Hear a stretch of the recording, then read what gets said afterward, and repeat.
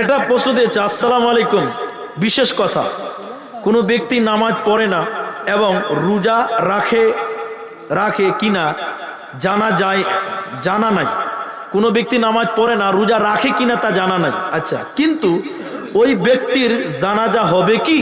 খুব ভালো কথা, এটা আজকে বলা হয়নি, অনেক জালসাতে বলছিলাম, আজকে বলতে যেয়ে বলিনি, উত্তর দিচ্ছি। আমাকে একদিন টেলিফোন করে বলছে যে হুজুর, যে বেনামাজি জানাজা পড়া যাবে, এই প্রশ্নটাই আর কি, এটাই আর কি।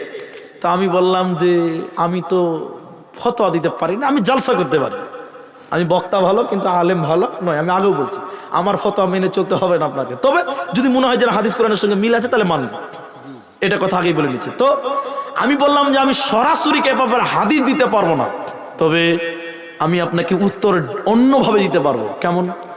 আচ্ছা আপনারা বলুন, রসুলের যুগে একটা বেনামাজি মুসলমান ছিল? বলুন, আপনারা বলুন, একটা বেনামাজি মুসলমান ছিল রসুলের জায়গায়? ছিল না। তাহলে রসুলের যুগে বেনামাজি মুসলমানই ছিল না, তো বেনামাজির জানাজা হওয়ার প্রশ্নটা আসবে কেন? কথা ক্লিয়ার হয়েছেন কিনা? এবার সরাসরি কোনো হাদিস নাই, তবে হ্যাঁ বড় বড় আলেমদের ফতোয়া আছে। ইমাম আবু হানিফা রহমাতুল্লাহ আলাইহি তিনি বলেছেন, কেউ যদি ইচ্ছা করে নামাজ ছেড়ে দেয় এক ওয়াক্ত, তাকে 20 বছর জেল দিতে হবে। ক বছর? রাহমাতুল উম্মাহ ফি ইখতিলাফিল আইম্মা 13 এবং 14 পৃষ্ঠায় বিস্তারিত দেওয়া আছে।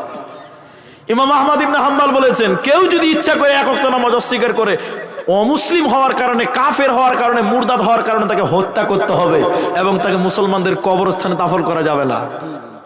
আহমদ ইবনে হাম্বল বলেছেন, একই মত ইমাম শাফি বলেছেন। তাহলে বড় বড় বিদ্বানদের ফতোয়া আছে, অনেক হাদিস গবেষণা করে তারা বলেছেন। এবং আরো আছে, গুনিয়াতুত তালিবিনের 840 পৃষ্ঠাতে আছে, বেনামাজির জানাজা পড়া এবং তাকে মুসলমানদের কবরস্থানে দাফন করা নিষেধ। এগুলো হাদিস নয়, এগুলো বড় বড় বিদ্বানদের কথা।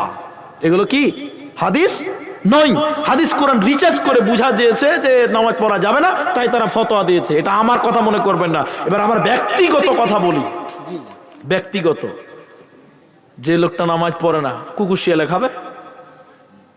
কুকুর শিয়ালে খাবে? ফেলে দিব নাকি? মাটি দিবেন। ভালো ভালো লোকেরা যাবেন না, ইমাম সাহেব যাবেন না, জানাজাতে ইমাম সাহেব যাবেন না, সর্দার মোড়ল যাবে না, হাই সাহেবরা যাবে না। শিক্ষা দেন, 2-4 জনের এরকম জানাজা আটকান, 2-4 জন আটকিয়ে দেন, দেখেন সবাই নামাজি হয়ে যাবে ইনশাল্লাহ। এটা আমার পরামর্শ আপনাদের, এটা আমার পরামর্শ। ভালো লোকেরা যাবেন না জানাজাতে, দেখি নামাজ পড়ে কি পড়ে না, পড়তেই হবে, পড়তেই হবে। হাদিস এসেছে যে কিয়ামতের দিন সর্বপ্রথম ইউহাসাবু বিহিল আবদি ইয়াউমাল কিয়ামাতিস সালাত as-সালাত। নবীজি বলেন কিয়ামতের দিন সর্বপ্রথম নামাজের কথাই জিজ্ঞাসা করা হবে। তাদের যার নামাজ নাই তার কিচ্ছু নাই। কথা বুঝতে পারছেন কিনা? আচ্ছা, পরের কথা আর কিছু লেখা আছে আমাদের গ্রামে, এই বিধানটা চলছে। আচ্ছা যাক, আলহামদুলিল্লাহ, কুল করো। আচ্ছা, কোন ব্যক্তি যদি জুম্মার নামাজ পড়ে এবং ঈদের নামাজ পড়ে, তাহলে ওই ব্যক্তির জানাজা, যে জুমার নামাজ পড়ে আর বাকি নামাজ ইচ্ছা করে পড়ে না, অস্বীকার করলে সে কাফের হয়ে যায়। কিন্তু কখনো পড়ে কখনো পড়ছে না, অস্বীকার করে না, কিন্তু সে কুফরি করছে, কিন্তু সে কাফের নয়। সে কাফের, কুফরি করলে কেউ কাফের হয় না। কাফের হওয়ার জন্য অনেক কিছু আছে। খারিজিদের একটা লক্ষণ হচ্ছে যে কুফরি করে তাকে কাফের মনে করে, কুফরি করলেই কাফের হয় না। অতএব কেউ যদি নামাজকে অস্বীকার করে দেয় তাহলে সে কাফের হয়ে যায়। তো যে লোকটা শুধু জুমার নামাজ পড়ে বাকি নামাজ পড়ে না, সে বেনামাজি। সে কি? বেনামাজি। কিছু লোক ঈদের নামাজ পড়ে বাকি বছরের খবর থাকে না, এরা বেনামাজি, টাটকা বেনামাজি। এদের হুকুম বেনামাজির হুকুম বরাবর। আল্লাহ বুঝার তৌফিক দান করুন, সকলে বেনাবে।